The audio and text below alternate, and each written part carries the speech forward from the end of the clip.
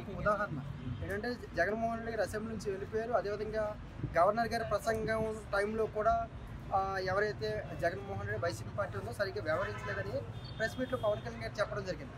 అదేవిధంగా 11 సీట్లు వచ్చిన జగన్మోహన్ రెడ్డి గారికి ఎందుకు ఇస్తాము, ఈ 5 సంవత్సరాలు ఎట్టి పరిస్థితుల్లో ప్రతిపక్ష హోదా అనేది వైసీపీకి రాదు అనే విషయం పవన్ కళ్యాణ్ గారు ప్రెస్ మీట్లో చెప్పడం జరిగింది. అదేవిధంగా మాకు 21 స్థానాలు ఉన్నాయి, మేము సెకండ్ ప్లేస్లో ఉన్నాము అనే విషయాన్ని పవన్ కళ్యాణ్ గారు చెప్పారు. అంటే అవసరమైతే మాకే కావాలి, మేమే తీసుకుంటాము, ఏదైతే ప్రతిపక్ష హోదా ఉందో అది మేమే తీసుకుంటాము అనే విషయం కూడా పవన్ కళ్యాణ్ గారు ఇండైరెక్ట్గా చెప్పడం జరిగింది. గతంలో కూడా నేను మీకు చెప్పాను, ఇక్కడ మన కాకినాడ పోర్టు అంశం మీద, అదేవిధంగా లడ్డు అంశం మీద పవన్ కళ్యాణ్ గారే ప్రతిపక్షం, పవన్ కళ్యాణ్ గారే పాలకపక్షం, ఇది ఒక స్ట్రాటజీ ప్రకారం వెళ్తారని మీకు చెప్పాను, గుర్తుందా మీకు? సో పవన్ కళ్యాణ్ గారే ప్రతిపక్షం కూడా వహించే అవకాశం ఉంటుంది, అదేవిధంగా పవన్ కళ్యాణ్ గారే పాలకపక్షం వ్యవహరించే అవకాశం ఉంది. అయితే అందరూ అడుగుతుంది ఏంటంటే ఇది కూటమిలో కలిసి ఉన్నారు కాబట్టి ప్రతిపక్షం ఇస్తారా ఎవరంటే, కూటమిలో అంటే వీళ్ళు కలిసి పోటీ చేశారు కానీ ఎమ్మెల్యేలు మాత్రం విడిగా ఉన్న ఎమ్మెల్యేలు కదా, వీళ్ళు 21, వీళ్ళు 11, మిగిలిన మన వాళ్ళు. సో కాబట్టి ఎప్పుడైతే వీళ్ళు ఈ రకంగా ఉన్నారో 21 స్థానం ఉన్న పవన్ కళ్యాణ్ గారికి ఇచ్చే అవకాశాలు ఎక్కువ ఉన్నాయి. అది స్పీకర్ గారు డిసిషన్ తీసుకోవచ్చు.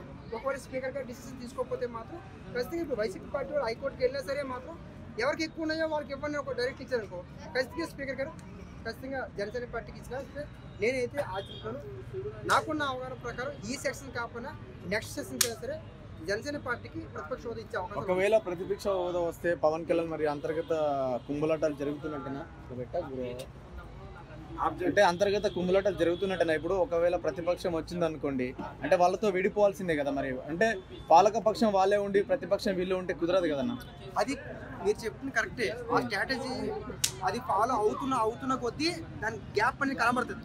ఇప్పుడు ఎంట్రన్స్ అవుతారు, ఎందుకంటే వైసీపీ పార్టీకి ఇవ్వకూడదనే ఉద్దేశంతో జనసేన పార్టీ ఎంటర్ అవుతుంది. తర్వాత మీరు చెప్పినట్టు కొంచెం విభేదాలు రావచ్చు. ఇప్పుడు ఆల్రెడీ మనకి మహారాష్ట్రలో మన షిండే గారు ఆల్రెడీ బీజేపీ నుంచి బయటకు వస్తున్నారు. అదేవిధంగా డీకే శివకుమార్ గారు మహారాష్ట్రలో, కర్ణాటకలో కూడా కొంచెం బయటకు వస్తున్నారు. సో పవన్ కళ్యాణ్ గారు రేపు అంటే కూటమి నుంచి బయటకు వస్తారని నేను చెప్పలేను, కానీ విభేదాలు మాత్రం ఖచ్చితంగా ఉన్నాయి. ఒకవేళ మీరు అన్నట్టు ఏదైతే అంశాలు ఏవైతే ఉన్నాయో ప్రతిపక్షం తీసుకుంటే మాత్రం ఖచ్చితంగా ప్రభుత్వానికి దీనికి ఆల్రెడీ యాంటీ వచ్చే అవకాశం. అంటే ఇండైరెక్ట్ గా పవన్ కళ్యాణ్ గారు నాకే రావాలని వినిపిస్తున్నారు అనుకోవచ్చా మరి పబ్లిక్? డెఫినెట్లీగా అన్నారు, ఎందుకంటే నేను పొలిటికల్ అనలిస్ట్ కాబట్టి ఆయన చెప్పిన మాటలు ఏవైతే ఉన్నాయో సెకండ్ ప్లేస్లో మేము ఉన్నాము అనే విషయాన్ని పవన్ కళ్యాణ్ గారు చెప్పడం జరిగింది. రెండో విషయం ఏంటంటే మీకు 11 వచ్చాయి కాబట్టి మాకు 21 వచ్చాయని చెప్పారు. సో ఈ 2 అంశాలు ఏవైతే ఉన్నాయో ఖచ్చితంగా మాకు ఇవ్వాలి, మాకు ఇవ్వచ్చు అనే అంశాలను ఇందులో పొందుపరిచారు అన్నమాట. సపోజ్ స్పీకర్ గారు కావచ్చు, లేకపోతే గవర్నర్ గారు కావచ్చు, ఇండియన్గా ఒక మాట చెప్పినట్టు నాకు అనిపించింది. అంటే అది అన్అఫీషియల్గా చెప్పుకోవచ్చు, కానీ అఫీషియల్గా మీడియాలో ఎప్పుడైతే చెప్పారో మేము ఉన్నాము ఆ రేసులో, మాకు ఇవ్వండి, మాకు ఇవ్వచ్చు, మాకు ఆ ఛాయిస్ ఉంది అని చెప్పారు. ఒకవేళ ఇదే కనుక జరిగితే వైసీపీ మీద ఎటువంటి ప్రభావాలు పడే పరిస్థితి ఉందంటారు? వైసీపీ పార్టీ చాలా నష్టం, ఎందుకంటే ప్రతిపక్ష హోదా అనేది ఇప్పుడు ఎందుకు వాళ్ళు మేజర్గా పోరాడతారంటే ప్రభుత్వ వ్యతిరేక ఓటు వైసీపీకి రావాలి. అలా కాకుండా ఆ ప్రభుత్వ వ్యతిరేక ఓటు పవన్ కళ్యాణ్ గారికి కనుక వచ్చినట్లయితే మాత్రం ఖచ్చితంగా వైసీపీ పార్టీకి నెక్స్ట్ మళ్ళీ అది స్ట్రెంత్ రాదు. 40% ఓట్ షేరింగ్ ఉంది, ఇంకో 10% ఓట్ షేరింగ్ రావాలి. ఆ 10% ఓట్ షేరింగ్ ఈ ప్రభుత్వ వ్యతిరేకత లేకపోతే ఇంకే అనేక అంశాల వల్ల కలిసే అవకాశాలు ఉండొచ్చు. అంటే 6-7% ఇంకో 3% ఇంకేమైనా కలవచ్చు. కానీ ఇది కనుక జనసేన పార్టీ ప్రతిపక్ష హోదా తీసుకున్నట్టయితే మాత్రం ఖచ్చితంగా అది వైసీపీ పార్టీ చాలా పెద్ద మైనస్ అవుతుంది. ఒక పూర్తి స్థాయిలో జనసేన లాభపడే అవకాశం కూడా కనిపిస్తుంది. 100% అందులో డౌటే లేదు. నెక్స్ట్ టైం అయితే 175 పోటీ చేసే ఛాన్స్ 175 పోటీ చేయాలి. మొన్న 21 పోటీ చేశారు, ఇంకొంచెం ఇంక్రీజ్ అవుతారు. 175 పోటీ చేస్తే మళ్ళీ టీడీపీ వాళ్ళు మొత్తానికి అపోజిషన్ గా యాంటీ అయ్యి మొత్తం పోటీ చేయాలి.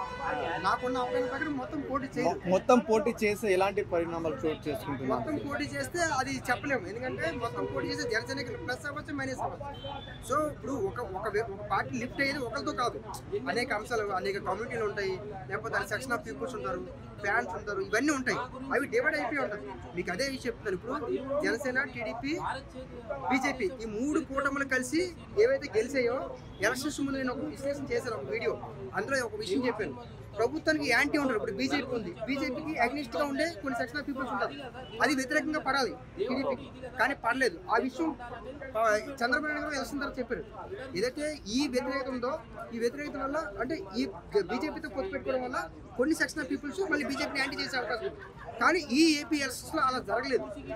కాబట్టి రేపొద్దున కొన్ని కలయికలు ఏవైతే ఉంటాయో ఆ కలయిక వల్లే గెలుస్తాయి, విడిపోతే గెలుస్తామని చెప్పలేము.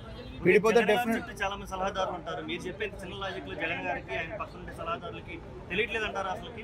అంటే ఒక చిన్న విషయం, నేను ఒక వీడియో ఉంటుంది సిగ్నల్ ఛానల్ ఇచ్చాను, 156K వెళ్ళింది అది ఎప్పుడు ఎలక్షన్ టైంలో. సిగ్నల్ ఛానల్లో నేను ఖమ్మం డిస్టిక్ లో 15 రోజులు ఉండి మొత్తం కాంగ్రెస్ కి 7 స్థానాలు వస్తాయని చెప్పాను.